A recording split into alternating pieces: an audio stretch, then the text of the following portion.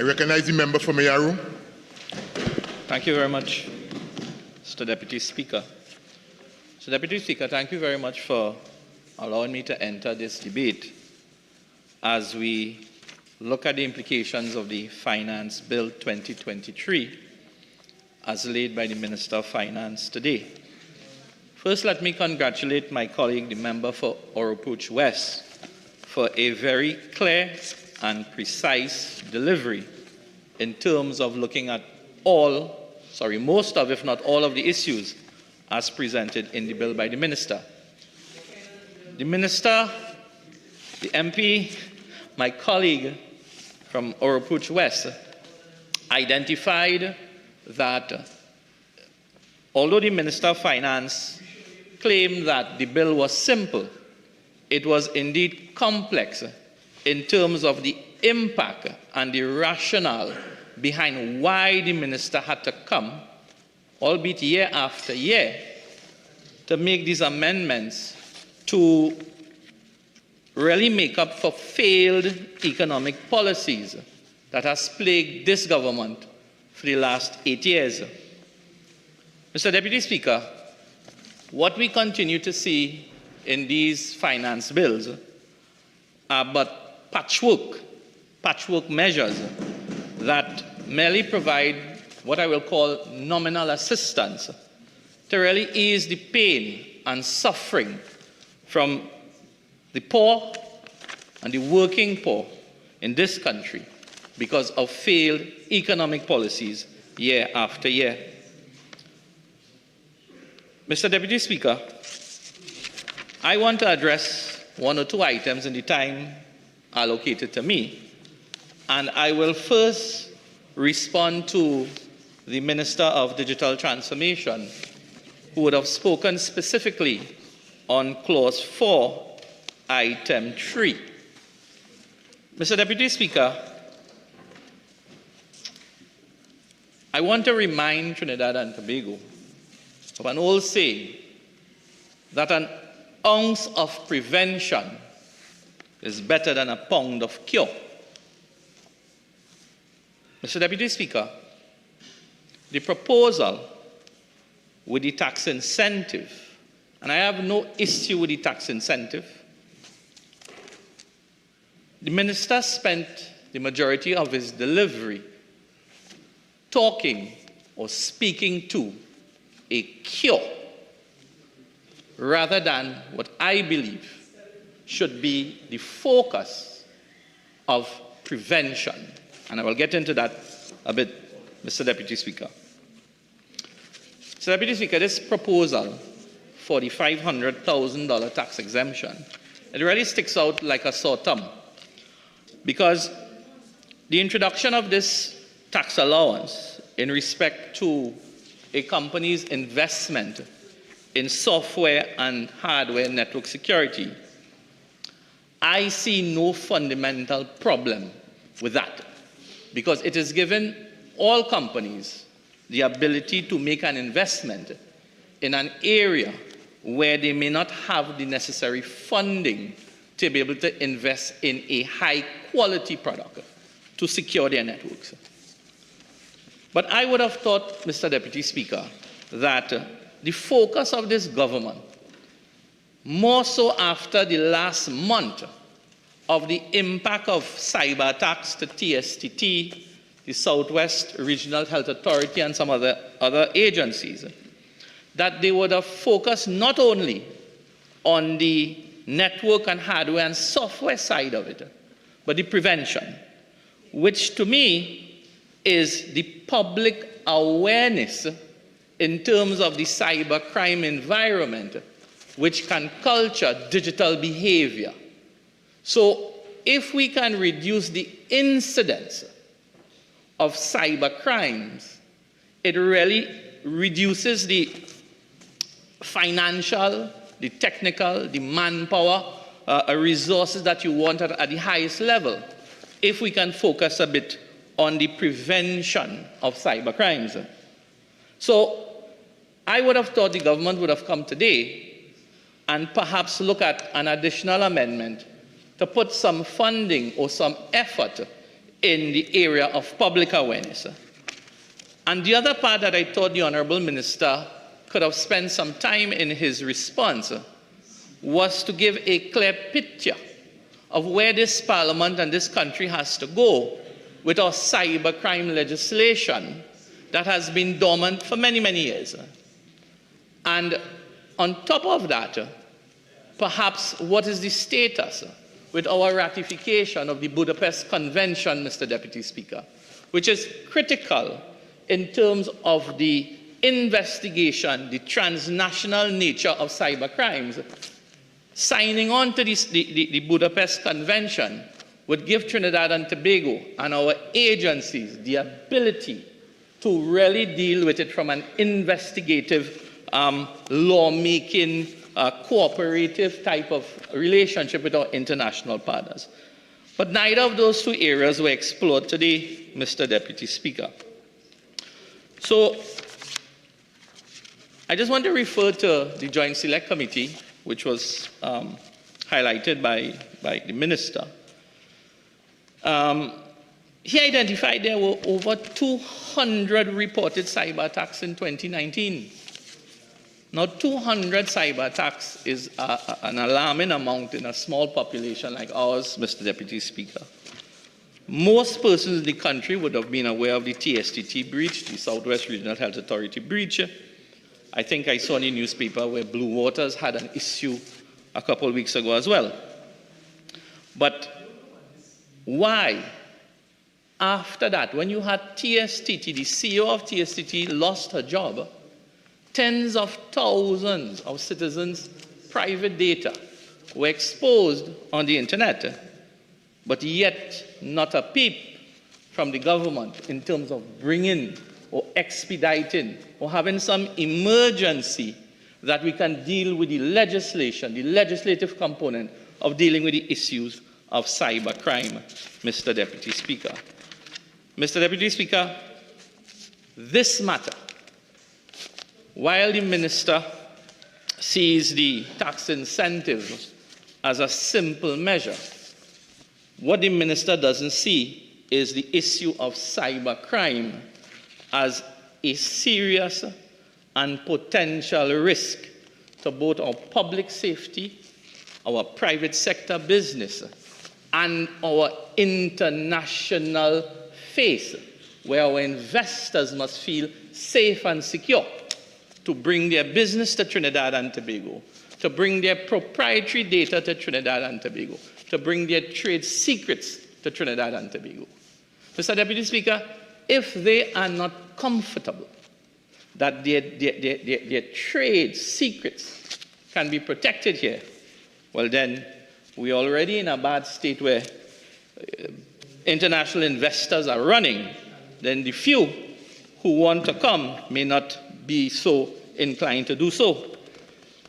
Mr. Deputy Speaker, if you allow me a couple minutes to just speak on the issue of the cybercrime legislation, which I know sat before a Joint Select Committee in the last Parliament, and I'm not sure what is the situation with it. But just a couple months ago in Port of Spain, we had a meeting, a seminar, where the issue of weapons of mass destruction and cybercrime and cybersecurity was discussed among many colleagues, a few members of the government, some of the state agencies were there. And it was critical, Mr. Deputy Speaker, why Trinidad and Tobago has to pursue its signing up of that Budapest Convention. Mr. Deputy Speaker, what it will provide for us, outside of just the software and the hardware incentive for businesses to benefit in terms of lifting their level of preparedness, our legislative arms, through our cybercrime legislation, we must be able to enhance the legal framework, Mr. Deputy Speaker. Mr. Deputy Speaker, signing the convention would assist Trinidad and Tobago in really pushing hard and fast to have an effective legal system to combat cybercrime. What it also opens us up to, Mr. Deputy Speaker, is the international cooperation International cooperation is important for the investigative component. And I know the minister spoke about some matter of we not having the expertise here in Trinidad and Tobago. I think we do have the expertise. I've worked with many local companies here in my own field, and I know there are people who are quite competent, quite capable of doing the work. But what they need is the ability to extend their arms across the oceans to get assistance from multiple agencies, Interpol, Europol, whatever agencies all over the world that could help us here in terms of the investigation, plugging the holes and so on. So that is not another area why it's important that the minister ought to be pushing to bring this to our parliament, Mr. Deputy Speaker. Another thing too is that our own local enforcement agencies, Mr. Deputy Speaker, can have the benefit of modern training in investigative techniques in terms of hunting down those who will take our information and terrorize us with it. Having access to that treaty will give us some additional benefit, Mr. Deputy Speaker. So I thought the minister could have spent some time in looking at that aspect in terms of the benefits for that.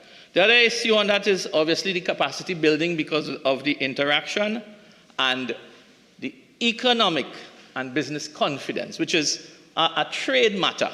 It's a trade and business matter that we must establish to the world that we have the ability, the capacity to protect you when you're here to do business. So that is all I want to say about the importance of getting our legislation done, getting our legislation before the Parliament, and working towards getting us on board with the Budapest Convention. Mr. Deputy Speaker, I want to spend just a couple minutes on the area of public awareness, because I mentioned that an ounce of prevention is better than a pound of cure. So why is public education important? Mr. Deputy Speaker,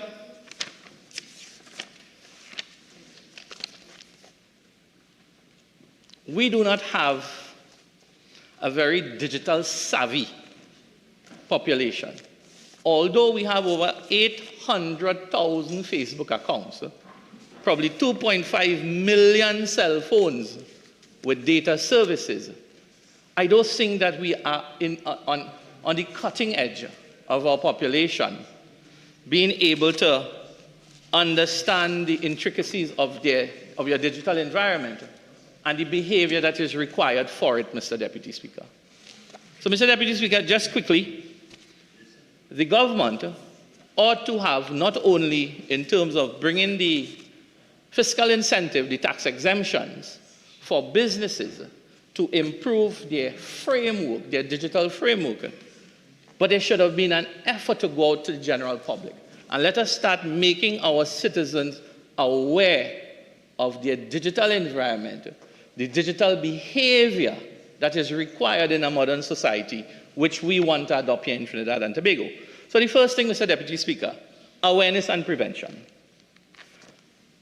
If we sensitize our public, educate the public about the nature and the tactics of these cybercrime felons, right? We will create a system where our population can recognize and identify threats. If we can get our population to recognize and identify, there will be a reduction in those who are getting caught, Mr. Deputy Speaker. Mr. Deputy Speaker, part of the prevention as well ought to be the promoting of safe online practices and behaviors. So, public education minister, simple things like, having strong passwords, don't put your birthday. Mr. Deputy Speaker, when you look at emails and when you have to change your password and there's certain security questions, they will ask you, what is your first car? What is the color of your first car? What is your niece or your nephew? But you know what we do? We go on Facebook and we put a picture, we first can say, this is my bestie. You put all your secret information that you're putting in those challenges and you put it on Facebook.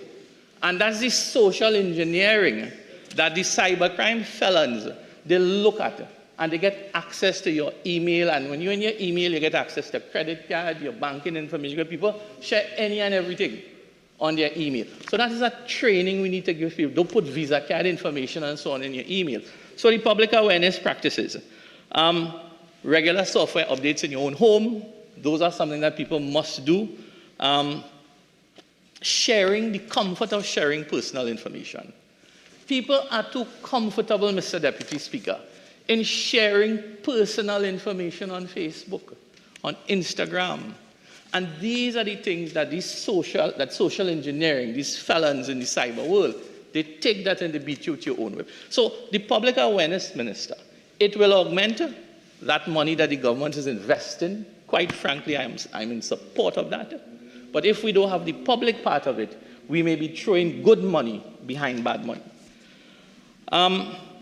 If we get to that point where we are sufficiently appraised as a public in terms of your digital behavior and conduct, we will see an increase in the reporting, Mr. Deputy Speaker. And if we have an increase in reporting, the response time from our agencies can improve. And if we have an improved response time from our cybercrime units, from TTPS, from Caribbean Impacts, those agencies, you will see an overall pressing down or reduction, because people become aware, they know the police and these agencies are responding effectively. Let me try that. And obviously the last item, Mr. Deputy Speaker, is we will build a culture of safety, a culture of digital safety, because Minister has talked about going to a cashless society. That is the way of the world. If we don't prepare our citizens for a particular behavior in a digital society, well, then we are creating problems. So, Mr. Deputy Speaker, just to close that particular area in response to the minister, it is, while I have no objections in the tax incentive, I thought the government could have done a little more in terms of dealing with the issue of cybercrime and cyber threats going forward. And based on that, Mr. Deputy Speaker, only yesterday, for this year, I think I have had 3 persons come to my office with incidents of phishing and they lost their money. And 2 out of the 3 persons, Mr. Deputy Speaker, are well-educated people. They are not to say uneducated, that, they didn't understand what was happening. But these are people who I would have thought would have read through that nonsense, but you lost 20,000, 30,000 because they say they want a fee to send you a check. And that's the issue. If we don't educate them, we'll have that problem. So, Mr. Deputy Speaker, you know what I did? I reached out to Caribbean Impacts yesterday. And in absence of the government, looking at the public education in this, I've asked Caribbean Impacts to look at joining with me in the constituency of Mayaro to do a 1-week cybercrime workshop that will actively involve my schools, my small businesses, the general public. And with a bit of corporate sponsors, experts from Caribbean Impact, we can start the public awareness education in rural Trinidad and Tobago. And why that is important, Mr. Deputy Speaker? Because of the nature of the economic challenges that people are facing today, more so in rural communities like the ones that I represent, Mr. Deputy Speaker. It is allowing the snake charmers and the men with snake oil to fool people who are desperate for a chance to survive. And they are willing to take the last little bit of money in their pocket, Mr. Deputy Speaker, and try something. And when they try something, Mr. Deputy Speaker, they are in problems. So all I'm saying, perhaps as we come back to this Parliament in the new year, perhaps looking at some public education in that area will be important. So, Mr. Deputy Speaker, I will leave that issue on the cybercrime and the cyber incentive there for the moment. Mr. Deputy Speaker, as we are on clause 4, I also want to bring into the conversation the tax allowance for corporate sponsorship to public and private schools in Trinidad and Tobago. I want to agree with my colleague from Oropouche West that we should never have to be in a position where we have to beg private sector to help, or schools should never end up in that position. I'm not going to go down the road as to how we get there. I think everybody in this country knows how we get there. There is a culture that we have had to deal with for years, and when you put that with 8 successive years of poor management by this administration, the government has no choice but to go beg cap in hand for corporate sponsorship to help our schools. Mr. Deputy Speaker, schools are important. It is important, the welfare of our children, their education, and their education is not only numerics, arithmetic, and language. Sporting and sporting disciplines as well is very important for the full development of the child. And be that as it may, but we have ended up in a place where the state has to go begging corporate sponsors. But you know what's missing in the legislation? Or missing in the language of the state, Mr. Deputy Speaker? There is no effort by the state to promote it. The state has to promote this to the private sector. The state has to help or to encourage the private sector. Just put it as an incentive and you put it on the headline for one day, Mr. Deputy Speaker. That is not going to get the results that I think that the state is looking for. And I want to give you an example, Mr. Deputy Speaker. Many schools in the constituency that I represent, I have 19 primary schools and 5 secondary schools, Mr. Deputy Speaker. All of them, most of them are in fairly reasonable condition, but there are quite a bit of them that has issues with their fields, their outfields, their electrical, some drainage. You have some of them with the libraries that are not working properly, they are not designed properly, they have issues with ACs and so on. And I know the PTAs, they struggle, Mr. Deputy Speaker, they struggle to raise funds to at least get their children in some sort of comfort for the learning experience. So, be that how it may, how we got here, I want to ask corporate Trinidad and Tobago to utilize the incentive and help our rural schools. Help the schools in my constituency. Use that incentive to help us get our libraries going, to help us refurbish our washroom facilities and so on. Help us get our playgrounds. Mr. Deputy Speaker, if you allow me to just give you an example. This year, 2023, Rio Claro West and Rio Claro East, both teams, one is a girls' team, the Rio Claro West is a girls' team, and East is a boys' team. Both of them were successful. They won their league tournaments. But you know how they won those tournaments, Mr. Deputy Speaker? And when I heard these stories, they had to borrow pads and bats and gloves and gears from older students, other schools, just to be able to get the gears to be fit for training and to get them into the league. And both of them won. You know what I did, Mr. Deputy Speaker? I went and I begged, and I'm sorry this wasn't there this year because I'm sure I've got more money for them. I was able to get some sponsorship to buy some new gears for both schools. Both schools. And both of them are now outfitted to prepare for the tournaments next year. But you know what, sadly, Mr. Deputy Speaker, I wrote the Ministry of Education and Sport TT. I wrote both agencies and I asked, in lieu of the performance of these children from rural Trinidad and Tobago, they've done so well, they've jumped the hurdles to success. Let us give them a lullaby.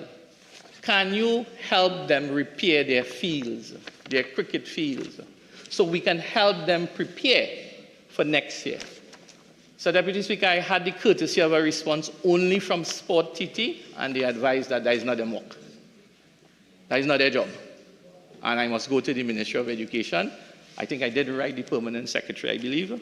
I have yet to get a response from that. But I made a case. I know funding is a challenge.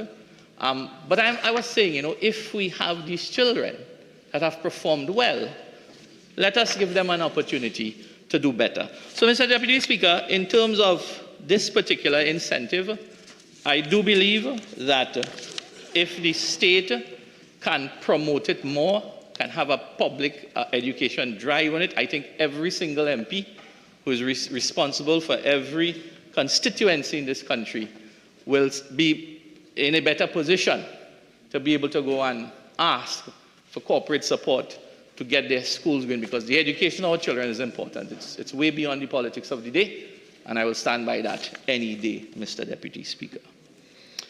Mr. Deputy Speaker, I want to speak on Clause 4, Item 1, very, very briefly, because I know my colleague from Orpuch West spoke about it.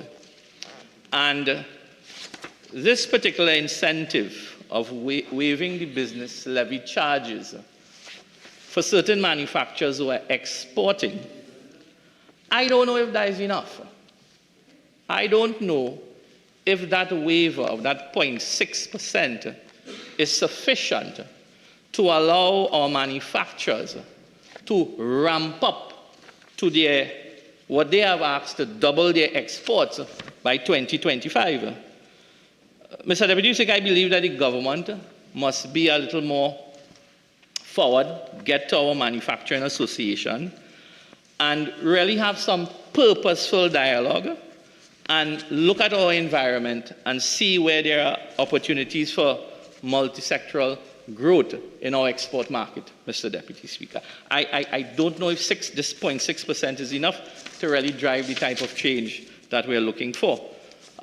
Just recently, Mr. Deputy Speaker, it is my understanding that we do have a very intense, very good, very broad trade arrangement with Canada in terms of free access for goods and services into the Canadian market as well, Mr. Deputy Speaker. I have yet to see what efforts that the state, that the government is making in terms of looking at these recent trade agreements like with Canada, Saudi Arabia. Sorry. Honourable Member, your initial speaking time of 30 minutes has elapsed. You have an additional 15 minutes. You care to avail yourself? Yes. Kindly proceed. Thank you very much, Mr. Deputy Speaker. Yes, so as I was mentioning, I find it strange that I haven't seen a very focused approach in terms of these two bilateral trade agreements that we have with Canada and what we've done with Saudi Arabia most recently. And then we have a bunch of other partial scope agreements, Mr. Deputy Speaker. I'm not seeing the effort that I think is really needed to get our goods and services into those markets to really allow our manufacturers to ramp up their exporting capabilities. So sometimes, you look and we believe that these hodgepodge measures that are coming up year after year in budgets, it leaves you to wonder if we are really serious, in putting Trinidad and Tobago in a place that we want to be as a preferred exporter here in the Caribbean. But to close off that particular point, Mr. Deputy Speaker, not wanting to sound like a broken record, because I've been looking at trade and finance for the last 7 years in this Parliament. And if we really want to deal with matters of manufacturers, export, import, trade, we have to fix the operational issues. We are not addressing the operational issues. We could put 10,000 pieces of legislation, 25 agreements with every country in the world, and if we can't fix the ease of doing business, we are nowhere. We are nowhere. If we cannot deal with the manpower shortages at customs and excise, we are nowhere. Mr. Deputy Speaker, there's a system called CESS, C-E-S-S, where containers can be red flagged to go to this area and a specific thorough check is done based on the items in the container and so on to make sure that there is adequate provision for the charging of the right duties. But Mr. Deputy Speaker, every Monday morning is another complaint. It's either the trucks to pull the containers not working, the scanner is down, people not turning up for work, and every time a business owner has to put off a inspection, the demurrage fees goes up. The holding fees at the port goes up. And you are talking about businesses that are in heavy competition, and their markup and their margins are so low. And when the container finally arrives in Rio Claro, he now has to pay $45,000 or $50,000 more than what the container would have originally cost him to get into Rio Claro. So I want to connect it back to this 0.6% business levy waiver, in that we could put how much fiscal measures, Mr. Deputy Speaker, to enhance our ability for export. But if we don't deal with operational issues like what I now mentioned, that is not going to help our businesses. And if we help our businesses, Mr. Deputy Speaker, we put people to work. And when we put people to work, Mr. Deputy Speaker, we put food on their table, and we will get a society where you have, people who are motivated. They wake up in the morning and they want to contribute to our society. So when we don't address these operational issues, we are creating a spiral effect going down, Mr. Deputy Speaker. Mr. Deputy Speaker, those are things that I feel that when the government comes with these amendments to the legislation to make the promise in the budget to bring it to life, I wonder if there is an opportunity to do some additional work. So they would have had enough time from the presentation of the budget in October to get all the feedback from the business association, from the general public, get the feedback and come with something extra. Come with something extra that it sells you and your government going into the new year. But you failed that miserably, Mr. Deputy Speaker. That is something that is not done. It has never been done. We come every year like an anniversary, a ritual, where we come with these finance bills, one or two, and we just make amendments to make sure that what was promised in the budget gets legal effect and life in the next year ahead. So that's what we're doing here today, Mr. Deputy Speaker. Mr. Deputy Speaker,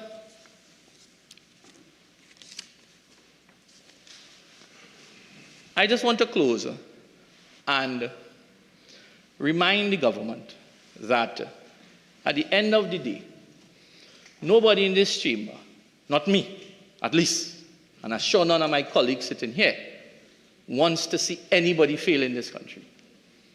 We don't. But we have a duty here to point out to those on the other side where they may be going wrong. And we take the time and the effort, sometimes as short as it may be, to find the opportunity in a reasonable and a respectful manner to allow the government to either make some opportunities to make a change. Mr. Deputy Speaker, I want to say that we will continue as the opposition in this country to poke holes in any legislation come before this House. We will poke holes, we will identify the weaknesses, and if the government agrees with it, they change it. If they don't agree, well, they leave it as it is, and we deal with it as a nation and as a people going forward. So, Mr. Deputy Speaker, thank you for the opportunity to share my 2 cents on these matters today, and I